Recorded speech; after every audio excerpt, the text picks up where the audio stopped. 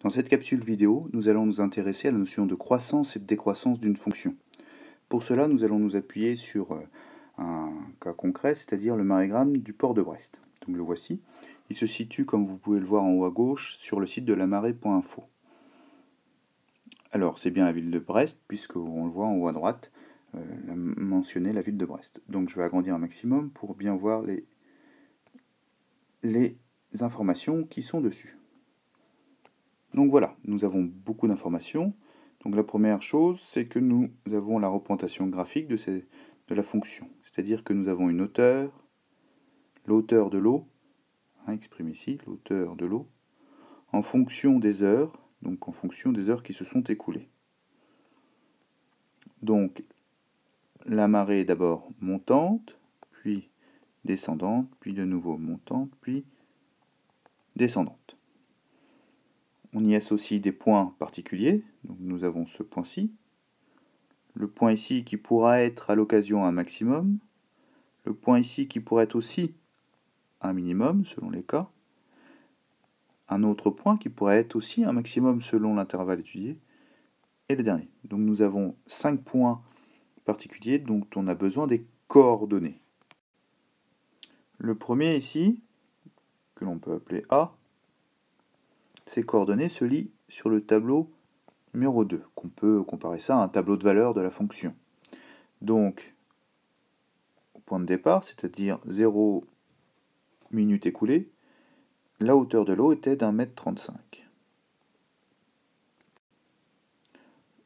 Le point numéro 2, qu'on peut appeler B, lui, il est situé à la haute mer. Donc il faut aller dans le premier tableau pour voir quand se situe la haute mer. Elle se situe à 5h47, ce qui veut dire qu'il y a eu 5h47 qui se sont écoulées, soit 347 minutes. Il a fallu 347 minutes pour que la marée soit haute, et elle a atteint 7,15 m de hauteur. Le troisième point que nous recherchons, c'est la basse mer. La basse mer se lit ici. Elle a eu lieu à 12h09 et la hauteur de l'eau était d'1,25 m. Donc on peut l'appeler le point C. Et dans ce cas 12h09 se sont écoulées, soit 729 minutes se sont écoulées depuis le point A, et la hauteur de l'eau est d'1,25 m. Le quatrième point, que l'on peut appeler le point D, lui, il se situe de nouveau à la haute mer, mais la haute mer de l'après-midi, donc on va chercher là-haut. Il a fallu 18h07, il était à 18h07, pardon, lorsqu'il y a une haute mer, donc il a fallu 18h07 pour atteindre, ce qui fait 1087 minutes depuis le point de départ, et la hauteur de l'eau était de 7 mètres. Alors malheureusement, on ne détient pas assez d'informations pour donner les coordonnées du dernier point, donc on se contentera d'un point annexe, et on étudiera en fait cette fonction sur l'intervalle 0 1380 minutes, c'est-à-dire de minuit jusqu'à 23h. On n'ira pas jusqu'à 24h puisque le tableau au-dessus ne nous permet pas de détenir les coordonnées de ce point. Donc c'est plutôt un point, on va dire, à peu près là, au hasard ici, à peu près 23h. Donc 23h, ça correspond à 1380 minutes. Et dans ce cas-là, la hauteur de l'eau était à 2,17 m. Alors nous allons représenter tout ceci maintenant dans ce qu'on appelle un tableau de variation. Dans ce tableau, on ne fait que résumer ce que l'on vient d'apercevoir sur la représentation graphique.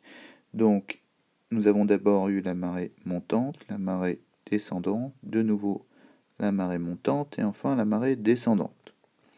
J'ai donc mis à gauche T en minutes, c'est le temps écoulé. V de T, c'est la variation de la hauteur de l'eau en fonction du temps écoulé. Et 0 à 1380, c'est tout simplement l'intervalle de temps sur lequel on étudie cette fonction.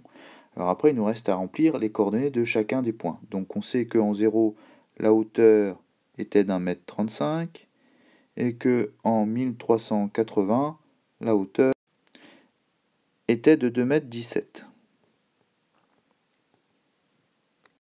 Donc nous avons ici aussi, en 347 minutes, il avait atteint la hauteur de 7 mètres 15.